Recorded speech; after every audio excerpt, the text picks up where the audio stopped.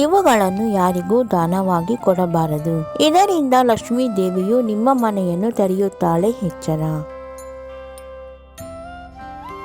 ನಮ್ಮ ಹಿಂದೂ ಧರ್ಮದಲ್ಲಿ ದಾನವನ್ನು ತುಂಬಾ ಪವಿತ್ರವಾದದ್ದು ಎಂದು ಪರಿಗಣಿಸಲಾಗಿದೆ. ಆದರೆ ದಾನ ಮಾಡುವಾಗ ಅದಕ್ಕೆ ಸಮಯ, ಸಂದರ್ಭಗಳನ್ನು ನೋಡಬೇಕೆಂದು ಹಿರಿಯರು ಹೇಳುತ್ತಾರೆ. ಆದರೆ ಕೆಲವು ವಸ್ತುಗಳನ್ನು ದಾನದ ರೂಪದಲ್ಲಿ ಕೊಡಬಾರದೆಂದು, ಇದರಿಂದ ಲಕ್ಷ್ಮೀ ದೇವಿಯು ಮನೆಯಲ್ಲಿ ನೆಲೆಸುವುದಿಲ್ಲ. ಅದು ಯಾವ ವಸ್ತುಗಳು ಎಂದು ಈ ವಿಡಿಯೋದಲ್ಲಿ ತಿಳಿಸಲಾಗಿದೆ. 1. ಮನೆಗೆ ಬಂದಂತ ಅತಿಥಿಗಳಿಗೆ ಅಥವಾ ಇತರರಿಗೆ ಯಾವುದೇ ಕಾರಣಕ್ಕೂ ಪೊರಕೆಯನ್ನು ದಾನವಾಗಿ ಕೊಡಬಾರದು.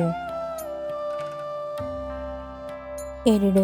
ಮನೆಗೆ ಬಂದಂತಹ ಬಂಧುಗಳಿಗೆ, ಅಕ್ಕಪಕ್ಕದ ಮನೆಯವರಿಗೆ ಕೊಬ್ಬರಿ ಎಣ್ಣೆಯನ್ನು ದಾನವಾಗಿ ಕೊಡಬಾರದು. ಮುಖ್ಯವಾಗಿ ಮನೆಗೆ ಬಂದಂತಹ ಬಂಧುಗಳಿಗೆ ಅವರ ತಲೆಗೆ ಎಣ್ಣೆಯನ್ನು ನೀವು ಹಚ್ಚಬಾರದು. ಇದರಿಂದ ಮನೆಯಲ್ಲಿ ಧನಲಕ್ಷ್ಮಿಯು ನೆಲೆಸುವುದಿಲ್ಲ, ದರಿದ್ರ ಉಂಟಾಗುತ್ತದೆ.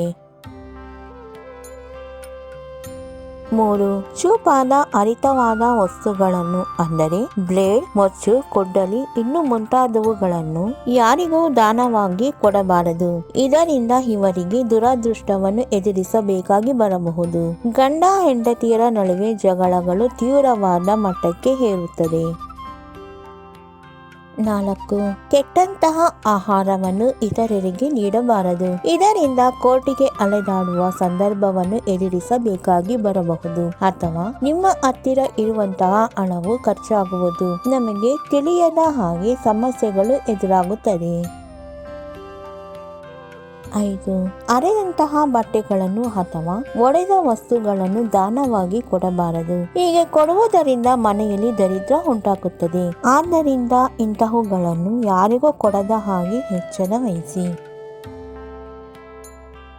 6. ಪ್ಲಾಸ್ಟಿಕ್ ವಸ್ತುಗಳನ್ನು ದಾನವಾಗಿ ಕೊಡಬಾರದು. ಹೀಗೆ ಕೊಡುವುದರಿಂದ ಅವರ ಭವಿಷ್ಯ ಹಾಳಾಗುವುದೆಂದು ಹೇಳಲಾಗುತ್ತದೆ.